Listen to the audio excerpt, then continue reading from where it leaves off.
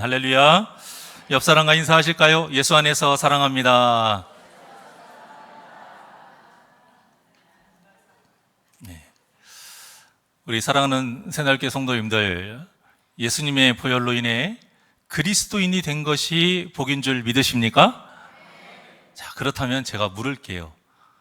아무튼 강대상에서 뭐 묻는다고 하면 여러분들이 딱 이렇게 굳어지는데, 입으로 대답하라고 하는 것은 아니고 속으로 한번 대답해 보세요. 자, 그렇다면 성도님들이 그리스도인이 되어서 얻은 복은 무엇이에요? 잘 생각해 보세요. 그걸 당당히 말할 수 있어야 돼요. 여러분, 이 질문은 제가 하는 것 같지만 아니에요. 세상 사람들이 하는 질문이에요. 자기들이 갖지 못하는 복이 무엇이냐? 그들은 물어요. 도대체 예수 믿는 것이 세상 사람들보다 더 좋은 것이 무엇이냐? 그들은 항상 물어요. 우리가 진정한 그리스도인이라면 그들이 그렇게 물을 때에 당당하게 대답할 수 있어야 돼요. 그렇다면 제가 다시 묻겠습니다. 속으로 대답해 보세요. 잘 생각해 보세요. 여러분들은 예수님 믿어서 어떤 복을 지금까지 누려왔고 지금 현재 어떤 복을 누리고 계십니까? 세상 사람들은 예수 믿어서 돈을 많이 벌었냐? 물어요. 예수 믿어서 전보다 일이 더 잘 풀어졌느냐? 물어요. 예수 믿어서 병이 고쳐졌고 자녀들이 더 잘 되고 있느냐? 묻는단 말입니다. 왜냐? 세상 사람들에게는 그것이 복이기 때문에. 그렇다면 그리스도인들 중에서 예수 믿어서 실제 돈 많이 번 사람 몇이나 될까요? 몇 퍼센트나 될까요? 예수 믿어서 전보다 일이 더 잘 풀린 사람들은 몇 퍼센트나 될까요? 또 병이 고쳐졌거나 자녀들이 잘 된 사람들은 몇 퍼센트나 될까요? 여러분, 이런 것들이 예수님 믿어서 얻게 되는 복이라면 대부분의 그리스도인들은 다 복받지 못한 사람들이에요. 그러면 어떤 뜻이 되는 거예요? 지금 허망하게 살고 있는 거예요. 헛된 삶을 살고 있는 거예요. 이런 세상의 것들이 우리 그리스도인들에게 복이 되잖아요. 그러면 이런 복을 누리지 못하는 그리스도인들의 믿음은 가짜가 되는 거예요. 아니면 하나님이 능력이 없으신 분이 되거나 아니면 하나님은 실존하신 분이 아닌 것이 되는 거예요. 그렇다면 도대체 그리스도인이 되면 어떤 복을 얻게 되는 것입니까? 자, 오늘 본문이 이에 대한 해답을 제시해 주고 있습니다. 첫째, 그리스도인이 되면 어떤 복을 누리느냐? 하나님이 포기하지 않으시는 복을 누리게 됩니다. 오늘 본문의 1절입니다. 시작. 아브라함이 99세 때에 여호와께서 아브라함에게 나타나서 그에게 이르시되 나는 전능한 하나님이라 너는 내 앞에서 행하여 완전하라. 아멘. 자, 하나님께서 또다시 아브라함에게 나타나셨어요. 그것으로 오늘 본문이 시작되는데 이때 나이가 몇 살이라고 합니까? 99세예요. 자, 그런데 바로 전절이 어떻게 끝나는지 한번 보실까요? 창세기 16장 16절 시작. 하갈이 아브라함에게 이스마엘을 낳았을 때에 아브라함이 86세였더라. 아멘. 자, 그러면 몇 년의 세월이 흐른 거예요? 13년. 갑자기 13년이 훌쩍 그냥 뛰어 넘어가 버린 거예요. 이게 무슨 뜻일까요? 13년 동안 하나님이 아브라함에게 어떠한 말씀도 하지 않으셨다라는 거예요. 왜 그러셨을까? 그 답이 방금 봉독하신 1절에 나와 있어요. 자, 하나님께서 13년 만에 아브라함에게 나타나셔서 말씀하실 때에 첫 마디가 뭐였습니까? 나는 전능한 하나님이라. 여러분, 전능하다라는 게 무슨 뜻이에요? 못하실 일이 없으시다. 지금 하나님이 너무나도 당연한 말씀을 하고 계시는 거예요. 왜 이 말씀을 하시는 것일까? 그것도 13년 만에 나타나서 첫 마디로 말씀이죠. 자, 바로 아브라함이 하나님의 전능하심을 믿지 못했다라는 것을 책망하고 계시는 거예요. 방금 그 본문 전에 16장 16절에 어떻게 끝났어요? 하갈이 아브라함에게 이스마엘을 낳은 걸로 끝났어요. 하나님은 분명히 그 전에 뭐라고 몇 번이고 약속을 하셨습니까? 너를 통해 아내 사레를 통해 자손을 낳게 하시겠다. 그리고 그 수가 하늘의 별처럼 셀 수 없을 만큼 그렇게 많게 해주겠다. 직접 아브라함에게 나타나셨고 몇 번이고 말씀하셨고 끌고 가셔가지고 하늘을 보게 하시면서 말씀하신 거예요. 그뿐만이 아니라 재물을 반으로 쪼개서 하는 그 언약, 그게 무슨 언약이라고 그랬어요? 저주 언약. 그 저주 언약까지 하면서 말씀해 주셨어요. 자, 그런데도 아브라함이 어떻게 했습니까? 지금 화면에 나오는 것처럼 이스마엘을 낳았어요. 하갈을 통해서. 누구의 말을 따른 거예요? 사레의 말을 따른 거예요. 하나님의 전능하심을 믿지 않은 것입니다. 정말로 아브라함이 하나님의 전능하심을 믿었다라면 사레의 말을 따르지 않았어야 돼요. 그래서 하나님이 무려 13년 동안이나 아브라함에게 말씀하지 않으신 거예요. 여러분, 우리는 이 아브라함의 모습을 통해서 우리의 모습을 되돌아봐야 돼요. 우리가 기도할 때 하나님을 그냥 하나님 이렇게 부르기도 하지만 대부분 그 앞에 어떤 말을 붙이잖아요. 거룩하신 하나님, 은혜로우신 하나님, 사랑이 많으신 하나님, 전능하신 하나님, 살아서 역사하신 하나님, 이런 여러 가지 그 앞에 많은 우리의 믿음의 고백을 붙여서 하나님을 우리가 표현하고 고백하잖아요. 그렇다면 어떤 아름다운 말을 붙이면서 기도하는 것이 중요한 게 아닌 거예요. 뭐가 중요해요? 내가 그렇게 말한 그 하나님을 진짜 믿고 있느냐? 그리고 그 믿음대로 실제로 살아가고 있느냐? 이것이 중요한 거예요. 알고 있는 지식으로만 고백하는 것이 아니라, 말로만 고백하는 것이 아니라 실제 그렇게 살고 있느냐, 그겁니다. 은혜로우신 하나님을 우리가 정말로 믿는다면 아무리 힘든 삶을 살아도 힘들지만 내가 지금 하나님께 은혜를 받고 있다는 것이 믿어지고 있다는 거잖아요. 그러니 힘들어도 우리 입술에서 무엇이 나와야겠어요? 감사가 나와야죠. 그 감사가 나와야 은혜로우신 하나님이라는 고백이 진짜인 거예요. 또 살아서 역사하시는 하나님, 우리가 이것을 진짜 믿고 그렇게 고백하고 기도한다면 아무리 혼자 있고 세상 사람들이 모두 하는 일이라 할지라도 그 일을 해도 문제가 안 생기고 보는 사람이 없다 할지라도 요셉과 같이 항상 하나님의 그 시선을 느끼면서 말씀대로 구별되면서 살아야, 세상 사람들처럼 똑같이 따르지 않고 하나님의 뜻대로 살아야, 비록 손해를 본다 할지라도 그럼에도 하나님의 뜻대로 살아야 살아서 역사하시는 하나님이라는 고백이 진짜인 거예요. 마찬가지로 전능하신 하나님이신 것을 믿는다라면 지금 여러분들의 삶 속에 처한 어떤 문제와 고난이 아무리 봐도 답이 없어요.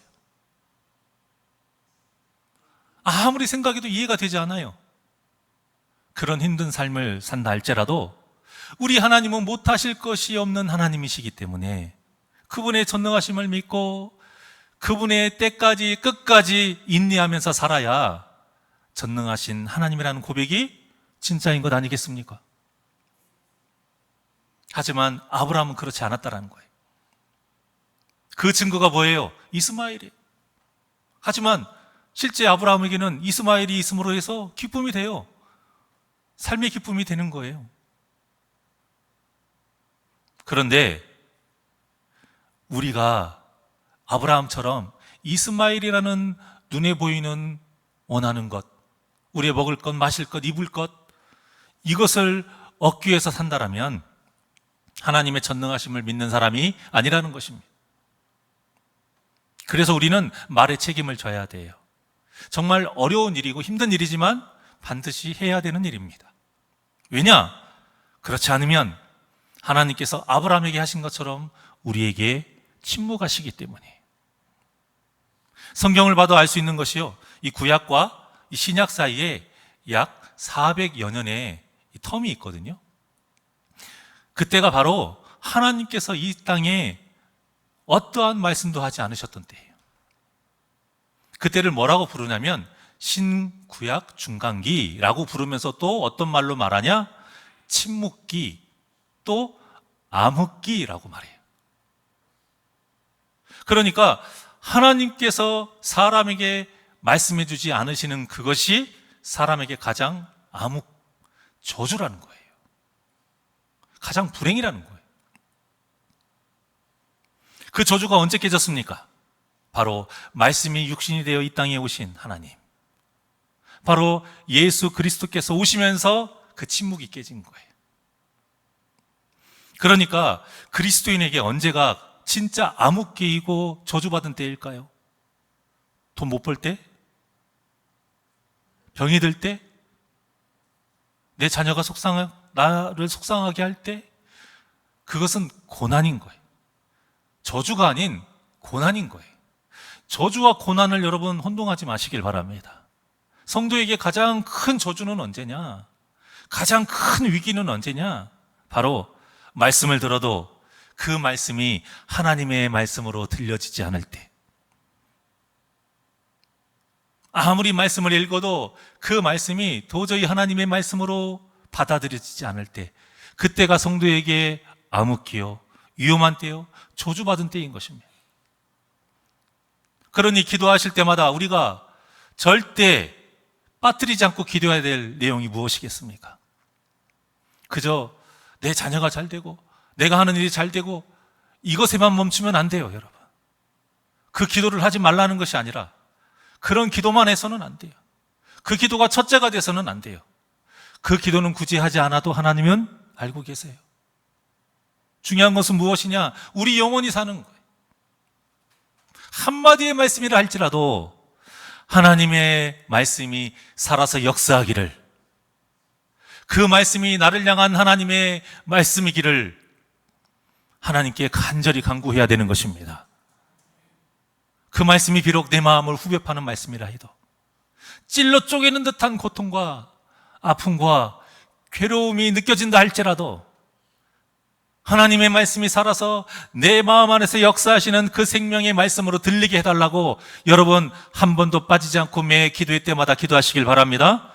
왜냐? 그래야 우리가 살 수 있기 때문에. 본문이 우리에게 은혜가 되는 것은 하나님의 특별한 언약을 받고도 아브라함이 온전히 믿지 않았잖아요. 그래서 세상의 방법으로 해결함으로 인해서 아브라함이 큰 죄를 지었어요. 그랬는데도 하나님이 13년 동안 침묵하시긴 했지만 포기하지 않으신 거예요. 하나님이 포기하지 않고 다시 말씀하셨기 때문에 오늘의 본문이 우리에게 은혜가 되는 것입니다. 그리고는 하나님의 전능하심을 믿지 않는 그 아브라함을 책망하시면서 1절에 또 뭐라고 해요? 너는 내 앞에서 행하여 완전하라. 1절 띄워주세요. 너는 내 앞에서 행하여 완전하라. 다시 되짚어 주신 거예요. 같은 뜻인 거예요. 네가 나의 전능함을 믿느냐? 그러면 지금까지 그랬던 것처럼 하면 안 돼. 앞으로 더 내 앞에서 행함을 완전하게 해야 돼. 이 하나님의 말씀에 아브라함은 얼마나 찔렸겠습니까? 얼마나 두려웠겠어요? 무려 13년 만에 듣는 음성이기에 기뻤을 거예요. 감격했을 거예요. 감사했을 거예요. 하지만 하나님의 이 첫마디가 아브라함에게 너무나도 무서운 말씀이 되는 것입니다. 아브라함의 죄로 인해 하나님이 침묵하셨으니 그 문제의 원인인 죄를 해결해야 다시 하나님과 교제를 나눌 수 있는 것 아니겠어요? 그래서 하나님은 항상 우리에게 원하시는 거예요. 하나님께 가까이 다가오는 이 예배 시간에 항상 우리에게 원하시는 거예요. 무엇을 원하시냐? 바로 우리의 죄의 문제를 먼저 해결하기를 원하시는 것입니다. 그러니까 하나님께서 우리를 사랑하신다는 진짜 증거는 무엇이냐? 돈이나 명예나 건강이나 이러한 세상의 복이 아닌 거예요. 우리의 죄를 깨닫도록 들려주시는 그 하나님의 말씀이 우리에게 진짜 복이요 우리를 사랑하신다는 증거인 것을 믿으시기를 바랍니다. 이 하나님의 말씀 자체가, 이 하나님의 말씀이 들려지는 자체가, 이 하나님의 말씀이 깨달아지는 자체가, 이 하나님의 말씀을 통해서 내가 괴롭고 되돌아보는 이 자체가 바로 하나님이 우리를 포기하지 않으신다는 증거예요. 그러니 누가 복받은 자이겠습니까? 말씀을 들을 때나 읽을 때에 그 말씀이 하나님의 말씀으로 들려서 마음이 감동이 되고 깨달아지고 죄된 내 자아가 죽는 자가 바로 복받은 자인 것입니다.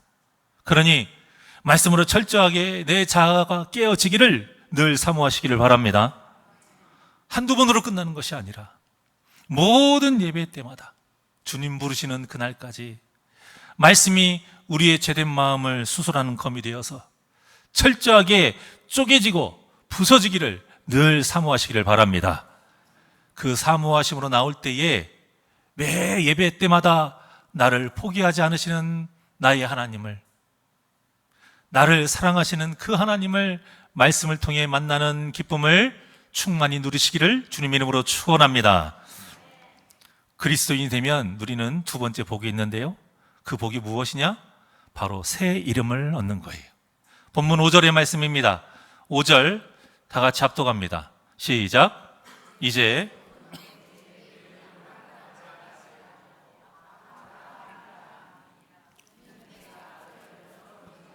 아버지가 되게 함이니라. 아멘.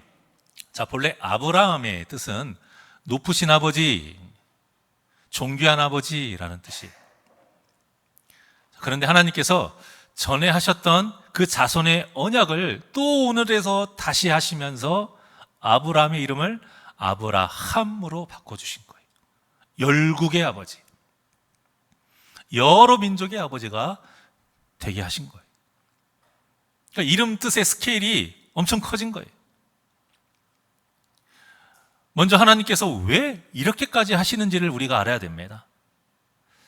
자, 아브라함이 특별해서가 절대 아니에요. 다른 사람에게는 없는 어떤 자격이 있어서도 절대 아닙니다. 오늘 본문만 해도 어때요? 전능하신 하나님을 믿지 못했잖아요. 13년 동안 하나님이 침묵하셨잖아요. 특별히 아브라함이 그 땅에서 가장 믿음이 좋았기 때문도 아닌 거예요. 그저 하나님께서 아브라함을 통해 이루시려고 했던 계획이 있기 때문인 것입니다.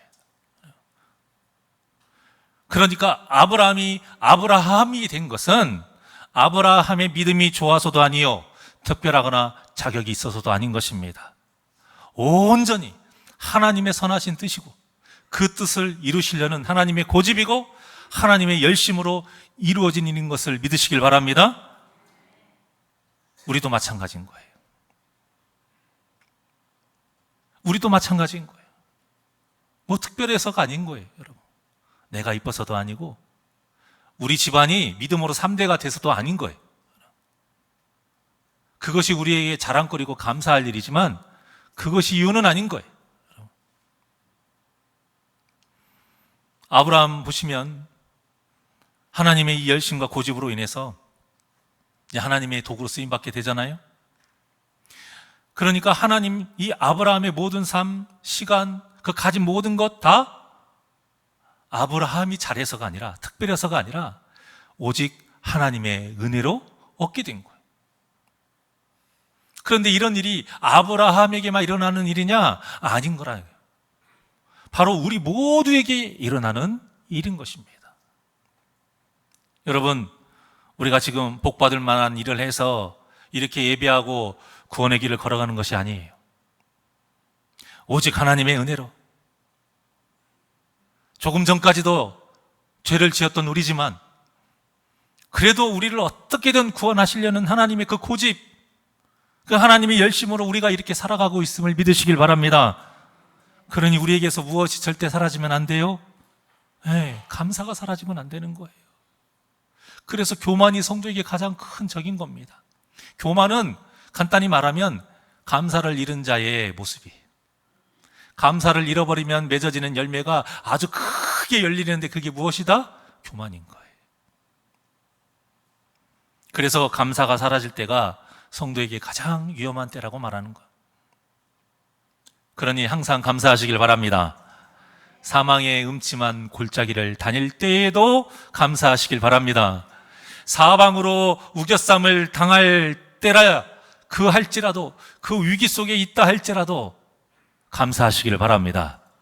이것이 바로 그리스도인이라는 새 이름을 받은 자의 특권이자 마땅히 지켜야 할 도리입니다. 그리고는 새 이름을 받은 자로서 어떻게 살아가야 되느냐? 사도 바울이 이에 대해서 답을 제시했는데요. 에베소서 4장 22절부터 24절까지입니다.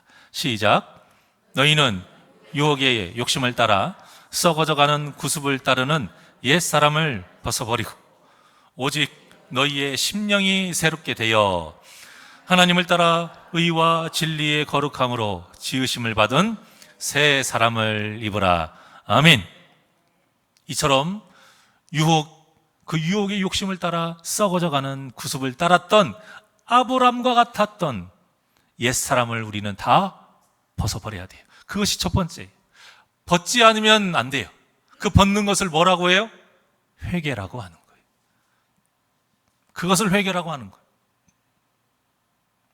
세상 사람들과 똑같았던 죄된 옛 모습을 버려야 됩니다. 무엇을 통해서요? 회개를 통해서. 그리고는 하나님이 주신 새 이름, 그리스도인이라는 이름이 우리에게 이제 비전이 되어야 돼. 그 이름대로 살아가는 것이 목표가 되어야 돼. 의와 진리인 말씀에 순종하며 거룩하게 살아야 하는 것입니다. 그래야 하나님의 선하신 계획에 쓰임받는 도구가 될 수 있는 겁니다. 누구처럼요? 아브라함처럼. 설교 처음에 말씀드린 것처럼 세상 사람들은 우리에게 뭐가 복이냐고 묻잖아요. 본문의 아브라함을 보세요. 아직도 아내는 불임이에요. 아내의 나이가 몇 살인지 아십니까? 10살 차이니까 89예요. 불임이 아니어도 아이를 낳을 수 없는 나이예요. 그런데 하나님께 새로 받은 이름의 뜻이 뭐라고 그랬어요? 열국의 아버지, 여러 민족의 아버지래요. 그러니 세상 사람들이 뭐라고 하겠습니까? 자식도 못 낳으면서 무슨 열국의 아버지냐? 얼마나 비꼬고 조롱하겠어요. 이때 아브라함이 무슨 말을 해야 될까요? 어떤 말을 해야 될까요? 우리가 이런 질문을 받으면 어떤 말을 해야 될까요? 딱 하나인 거예요. 우리에게 언약해 주신 그 말씀, 하나님께서 하신 언약, 그 말씀을 말해야 되는 거예요. 오늘 본문에서는 6절에서 8절까지입니다. 6절에서 8절 다 같이 한 목소리로 시작. 내가 너로 심히 번성하게 하리니 내가 내게서 민족들이 나게 하며 왕들이 내게로부터 나오리라. 내가 내 언약을 나와 너 및 내 대대 후손 사이에 세워서 영원한 언약을 삼고 너와 내 후손에 되리라. 내가 너와 내 후손에게 내가 거류하는 이 땅 곧 가나안 온 땅을 주어 영원한 기업이 되게 하고 나는 그들의 하나님이 되리라. 아멘. 지금 현실로는 절대 일어날 수 없을 것 같은 언약이, 무엇 하나 눈에 보이는 증거를 제대로 보여줄 수 없는 언약이, 오늘 우리 찬양대가 찬양했던 그 가사 중에 뭐라고 있어요? 눈과 귀에 아무 증거 없어도 오직 우리는 믿음으로 끝까지 걸어가는 거예요.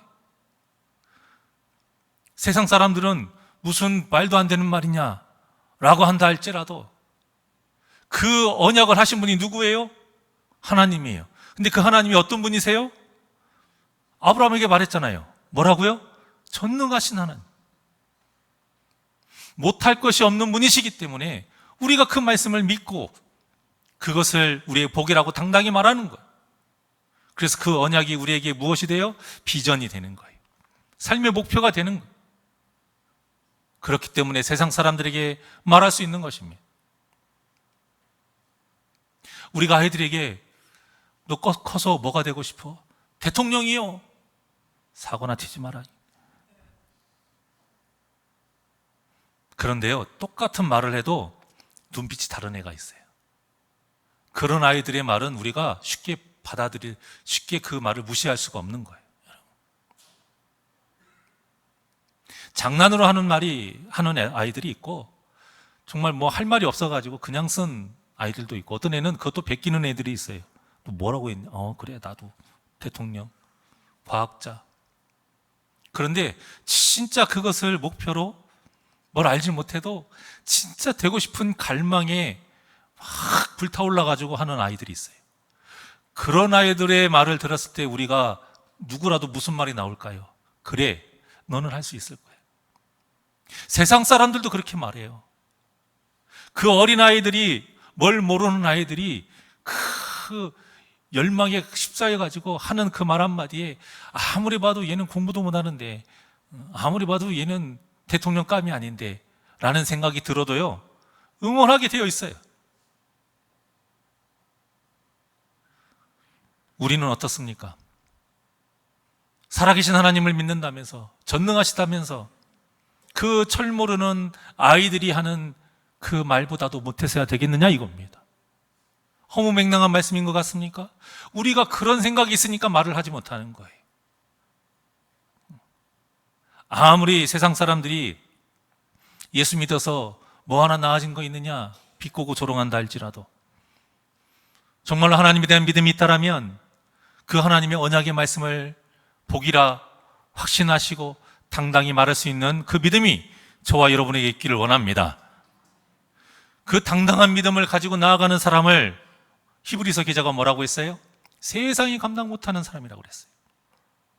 우리 사랑하는 새날교회 모든 성도님들이 이렇게 말씀의 확신을 가지고 세상이 감당하지 못하는 믿음의 사람이 되시기를 주님의 이름으로 축원합니다. 그러려면 믿는 것만으로는 안 돼요. 본문에서도 언약하시고는 딱 끝난 게 아니에요. 하나님께서 9절과 같이 지켜야 할 일을 명령하셨어요. 자, 9절 다 같이 시작. 하나님이 또 아브라함에게 이르시되 그런즉 너는 내 언약을 지키고 내 후손도 대대로 지키라. 아멘. 그러니까 이 그리스도인들에게는 그냥 믿고 끝나면 안 돼요. 반드시 지켜야 하는 언약이 있는 거예요. 그것을 뭐라고 해요? 사명이라고 하는 거예요. 사명. 바로 이름의 뜻과 같이 우리의 이름 그리스도인, 이 뜻이 뭐예요? 예수님처럼 살아가는 사람이 그리스도인의 뜻이. 그래서 예수님이 가르쳐 주신 말씀대로 살아야 되는 거예요. 그래서 예수님이 마지막 지상 명령으로 하신 말씀대로 땅 끝까지 주님의 증인으로서 거룩하게 살면서 복음의 향기를 발해야 되는 것, 이것이 당연한 것입니다. 그렇지 않으면 그리스도인이라는 뜻답게 살지 못하는 거예요.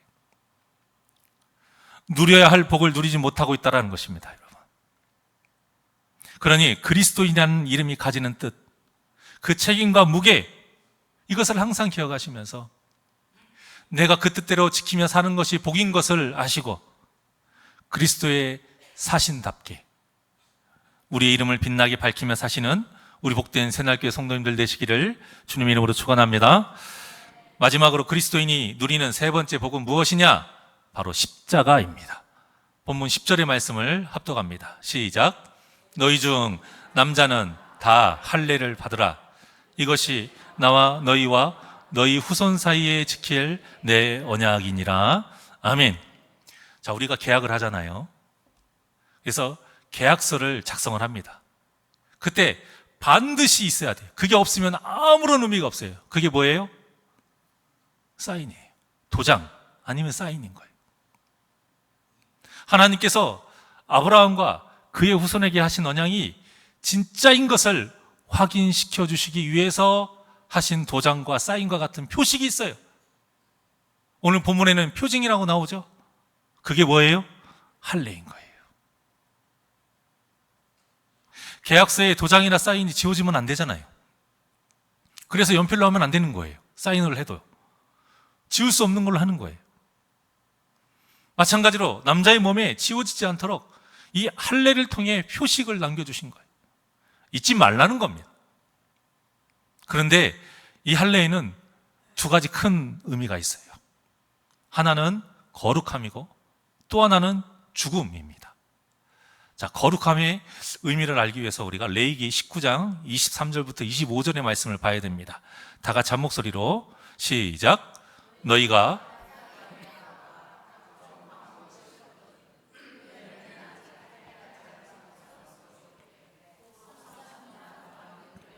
할례 받지 못한 것으로 여겨 먹지 말 것이요 넷째 해에는 그 모든 과실이 거룩하니 여호와께 드려 찬송할 것이며 다섯째 해에는 그 열매를 먹을지니 그리하면 너희에게 그 소산이 풍성하리라. 나는 너희의 하나님 여호와이니라. 아멘. 다섯째 해예요. 다섯째. 그래서 누가복음에 예수님이 과실 맺지 못하는 무화과나무 그 비유를 하셨잖아요. 3년 동안 열매를 맺지 못해서 뽑아버려라. 근데 그게 진짜 3년이 아닌 거예요. 이 말씀처럼 셋째 3년까지는 손을 대면 안 돼요. 그러니까 일단 3년은 지나요. 그리고 4년째는 그때 첫 열매를 따요. 그러니까 그것도 카운트가 되지 않아요. 그러면 3년 동안 과실을 맺지 못했다는 건 어느 때부터 카운트하는 거예요?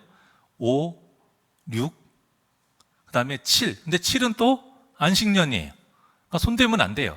그래서 8. 그러니까 3년 동안 과실을 맺지 못했다는 것은 그 무화과 나무가 몇 년 동안 나무 역할을 하지 못했다? 8년 동안. 그러니까 엄청 참은 거죠. 이렇게 계산하는 거예요. 그래서 그 3년이 8년이 되는 겁니다.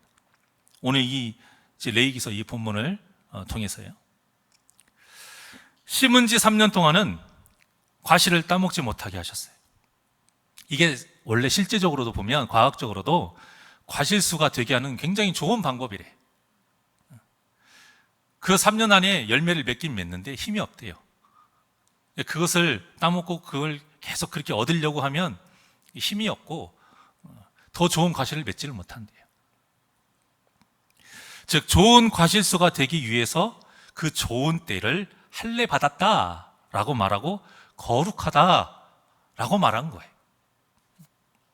그러니까 사람이 할례 받은 것은 할례 받지 못한 세상 사람들과 구별되게 살아야 한다라는 의미예요. 그리고 할례 받은 자로서 더 풍성히 맺어야 될 열매가 있다는 거예요. 그게 뭐예요? 거룩의 열매, 믿음의 열매, 복음의 열매인 것입니다. 그 열매를 맺어야 될 책임이 있다는 거예요. 그래서 할례의 또 다른 의미, 우리가 세례를 받게 되면 그냥 세례 받은 걸로 끝나면 안 된다는 거예요. 세례 받은 후부터는 세상 사람들과 구별되게 살면서 이 세상에서 맺어야 될 열매가 있다는 거예요. 그게 뭐라고요? 제가 방금 말씀드렸잖아요. 거룩의 열매, 믿음의 열매, 복음의 열매인 거예요. 그러니까 여러분, 아니 신앙생활을 왜 이렇게 피곤하게 해야 돼요? 라고 물으시면 안 되는 거예요. 왜냐? 우리는 맺어야 될 열매가 있기 때문에 그냥 가만히 있으면 안 되는 거예요. 어떻게 가만히 있어서 그런 열매를 맺겠습니까? 믿음 생활 피곤한 게 맞아요, 여러분. 믿음 생활 편한 거 사실은 틀린 겁니다. 우리가 편하게 생각하려고 하고 편하게 그냥 세례 받은 것으로 끝나서 그냥 죽어서 천국 가고 싶어 하는 마음은 겉으로만 물 세례를 받은 것이지 성령 세례를 받지 못했다라는 뜻인 거예요. 그리고 할례의 두 번째 의미가 죽음이 있는데요. 할례는 형식적으로는 그저 그냥 생식기의 표피를 잘라낸 것이지만 본질적으로는 생명을 잘랐다라는 의미가 되는 거예요. 본래는 죄를 지어서 우리가 죽어 마땅한 죄인 아닙니까? 아브라함도 마찬가지고 그의 후손들도 다 똑같아요. 우리도 마찬가지. 그런데 몸의 일부를 잘라낸 것으로 옛사람을 죽은 것으로 하나님께서 인정해 주신다는 거예요. 그래서 구원해 주시겠다라는 뜻인 겁니다. 마찬가지로 죄를 지어 죽어 마땅한 우리가 예수님께서 어디에서 죽으셨어요? 십자가에서 우리를 대신해서 희생 제물로 죽으셨잖아요. 그것 때문에, 그 피 때문에 하나님께서 우리를 의롭다라고 인정해 주시고 구원해 주신 것 아닙니까? 그래서 그 죽으심의 표식이 뭐예요? 십자가예요. 그래서 그 십자가가 우리에게 할례의 의미가 되는 겁니다. 세상에서는 저주의 상징이요, 실패한 인생, 패배한 인생의 상징이지만 예수님을 영접한 하나님의 자녀인 우리 그리스도인들에게는 예수님이 피 흘리신 그 십자가가 무엇보다도 우리에게 귀한 하나님의 언약의 표식이자 구원의 사인이 되는 것입니다. 그래서 십자가는 그리스도인에게 자랑이 되는 거예요. 괜히 여기 들고 달고 여기에 붙이고 액세서리로 달고 다니는 것이 아니라, 예쁘게 보이려고 달고 다니는 것이 아니라, 펴내려고 달고 다니는 것이 아니라 내 자랑거리라고 달고 다니셔요. 이것이 내 복이라고 여러분들이 당당하게 말할 수 있어야 되는 거예요. 이쁘지? 빛나지? 이것이 아니라 이게 내 자랑이야. 예수 믿어서 뭐가 복이냐고? 이게 내 복이야 말할 수 있어야 된다는 거예요. 사도 바울이 이렇게 당당하게 외칩니다. 갈라디아서 6장 14절입니다. 시작. 그러나 내게는 우리 주 예수 그리스도의 십자가 외에 결코 자랑할 것이 없으니 그리스도로 말미암아 세상이 나를 대하여 십자가에 못 박히고 내가 또한 세상을 대하여 그러하리라. 할렐루야. 여러분, 돈을 자랑하는 것이 아니에요. 예수 믿어서 잘 나가는 자녀 자랑하는 것이 아니에요. 내 지식이나 능력을 자랑할 것이 아니라는 거예요. 우리를 구원하시기 위해 피 흘려 죽으셨던 그 하나님의 언약의 표식, 그 십자가를 자랑하시기를 바랍니다. 물론 하나님의 은혜로 잘 되고, 하나님의 은혜로 내 자녀가 잘 되고 다 자랑해. 그런데 실컷 자랑해놓고, 실컷 BMW 자랑해놓고, 실컷 세상에 좋은 것들 금두꺼비 자랑해놓고 우리의 삶의 모습은 세상 사람과 똑같다라면, 우리의 모습을 통해서 세상 사람들이 십자가의 그 귀퉁이 하나도 보지 못한다라면, 여러분, 그건 하나님의 마음을 아프게 하는 죄인 거예요. 하나님의 은혜이지만 그것은 자랑거리가 아닌 거예요. 우리가 자랑해야 될 건 무엇이다? 십자가. 바로 예수님처럼 살아가는 거룩한 삶인 것입니다. 그래서 우리가 어떻게 살아가야 되냐? 갈라디아서 2장 20절 시작. 내가 그리스도와 함께 십자가에 못 박혔나니 그런즉 이제는 내가 사는 것이 아니요 오직 내 안에 그리스도께서 사시는 것이라. 이제 내가 육체 가운데 사는 것은 나를 사랑하사 나를 위하여 자기 자신을 버리신 하나님의 아들을 믿는 믿음 안에서 사는 것이라. 아멘. 어떻습니까? 우리의 이 자랑 십자가, 그 십자가에 우리도 못 박아야 되는 거예요. 신앙생활을요, 나는 못 안 받고 맨날 예수님만 못 박으면서 사는 사람들이 있어요. 아니에요. 예수님은 그 한 번에 못 박으시면 끝났어요. 더 못 박으면 안 돼요. 누가 못 박혀야 돼요? 내가 못 박혀야 돼요. 내가. 그것을 사도 바울이 뭐라고 표현했어요? 나는 날마다 죽노라.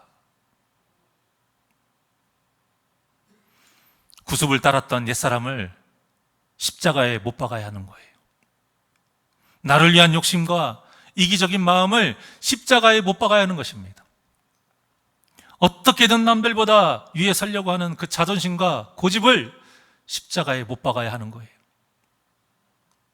내가 크게 잘못한 것은 숨기려 하고, 남이 조금 잘못한 것은 어떻게든 크게 드러내려고 하는 그 악한 마음을 십자가에 못 박아야 하는 것이에요.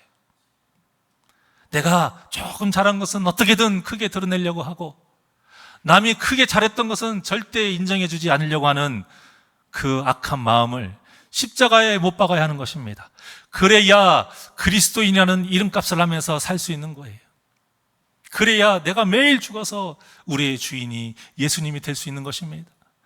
그래야 십자가가 우리 복이라고 세상을 향해 당당히 외칠 수 있는 것입니다. 사랑하는 새날교회 성도 여러분, 예수님께서 우리의 먹을 것과 마실 것과 입을 것을 위해서 기도하지 말라고 가르쳐 주신 것은 그것이 그리스도인에게 복이 아니기 때문인 거예요. 그리스도인의 복은 이런 세상적이고 육적인 것이 아닙니다. 그래서 그리스도인은 골로새서 3장 2절의 말씀과 같이 위의 것을 생각하고 땅의 것을 생각하지 않아야 하는 거예요. 이게 바로 영의 사람입니다. 그러니 이제는 세상의 비전이 아니라 천국의 비전을 품고 세상을 향해 그리스도인의 복이 무엇인지 당당히 말할 수 있어야 됩니다. 그래서 오늘 본문의 말씀을 잘 새기고 우리 다 같이 따라해 보겠습니다. 화면 띄워주세요. 자, 하나씩 따라합니다. 시작. 우리에게는 하나님이 우리를 포기하지 않으시는 것이 복입니다. 믿으십니까? 자, 또 따라합니다. 시작. 우리에게는 그리스도인이라는 새 이름을 받은 것이 복입니다. 믿으십니까? 마지막으로 시작. 우리에게는 십자가가 우리가 구원받은 증거이자 복입니다. 할렐루야. 이 믿음으로 당당히 외치시기를 바랍니다. 이 진짜 복을 누리시기를 바랍니다. 이 진짜 복을 누리시면서 우리를 향한 하나님의 선하신 뜻대로 귀하게 쓰임받는 아브라함과 같은 복된 저와 여러분이 되시기를 주님의 이름으로 간절히 축원합니다. 우리 비전 찬양 드립니다. 찬양의 뜻을, 그 찬양을 잘 모르셔도 이 가사의 내용을 잘 품으시면서 우리 찬양합시다.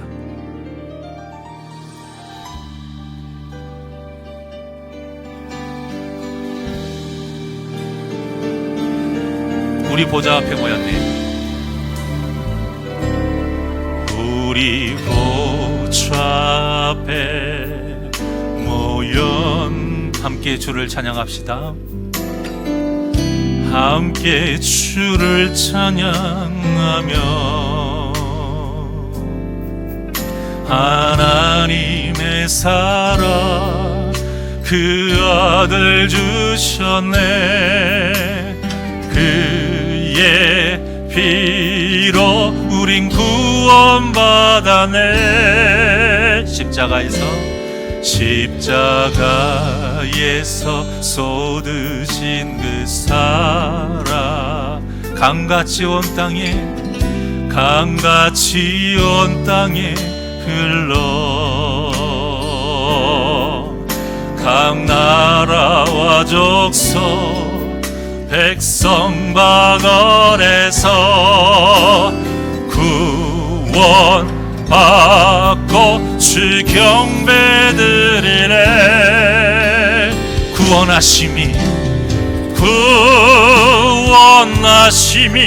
보좌에 앉으신 우리 하나님과 어린 양께 있도다.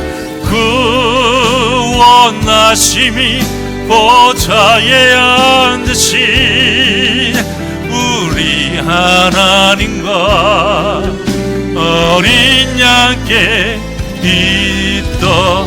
우리 두 손을 가슴에 얹고 찬양합니다. 구원하심이 우리 하나님과 어린 양 되신 예수님께 있습니다. 다른 곳에 없습니다. 그 믿음으로 다시 한번 우리 고백합니다. 우리 보좌 앞에 모였네. 함께 주님을 찬양합시다. 함께 주를 찬양하며 하나님의 사랑 그 아들 주셨네. 그의 피로 우린 구원받았네. 십자가에서 쏟으신 그 사랑 강같이 온 땅에 흘러 각 나라와 족속 백성 방언에서 구원받고 주 경배드리래. 구원하심이 보좌에 앉으신 하나님과 어린 양께 있도다. 그 원하심이 보좌에 앉으신 우리 하나님과 어린 양께 이 영원히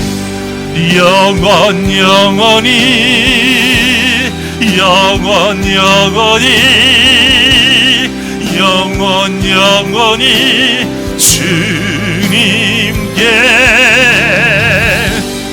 영원히 주님께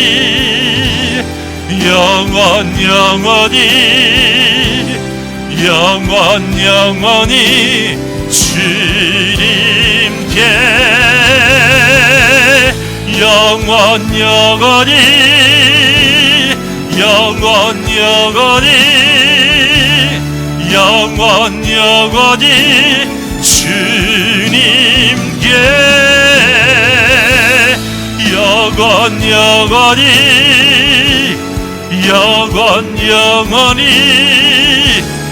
영원 두 손 높이 들고 어린 양께 구원하심이 보좌에 앉으신 우리 하나님과 어린 양께 있도다. 구원하심이 보좌에 앉으신 우리 하나님과 어린 양께 구원하심이 보좌에 앉으신 우리 하나님과 어린 양께 있도다. 구원하심이 보좌에 앉으신 우리 하나님과 어린 양께 있도다. 기도하시겠습니다. 전능하신 하나님의 그 전능하심을 믿습니다. 무엇보다 하나님의 그 은혜 가운데 예수의 보혈로 하나님의 자녀로서 그리스도인 된 우리가 누리는 진짜 복이 무엇인지 바로 알기를 원합니다. 죄를 지음에도 불구하고 우리를 끝까지 포기하지 않으시는 그 하나님의 은혜가 복입니다. 우리가 자격이 없음에도 불구하고 그리스도인이라는 새 이름을 받은 것이 우리에게 복입니다. 무엇보다 우리를 위해 하나님의 아들 되신 우리 예수님, 예수 그리스도께서 피를 흘렸었던 그곳, 우리를 구원하시겠다라는 그 하나님의 그 굳센 의지와 고집과 그 열심의 표징인 십자가, 이 십자가가 우리의 구원의 증거이자 복입니다. 그 복을 위해 살아가는 자 되게 하여 주시옵소서. 세상의 사람들과 같이 먹을 것, 마실 것, 입을 것이 복이 아니요, 우리에게 주신 이 하나님의 크신 은혜가 복인 것을 알고 끝까지 믿음으로 살아가며 승리하는 복된 심령들 되게 하여 주시옵소서. 감사함이 예수님의 이름으로 기도하옵나이다. 아멘. 찬송가 309장 1절과 4절 우리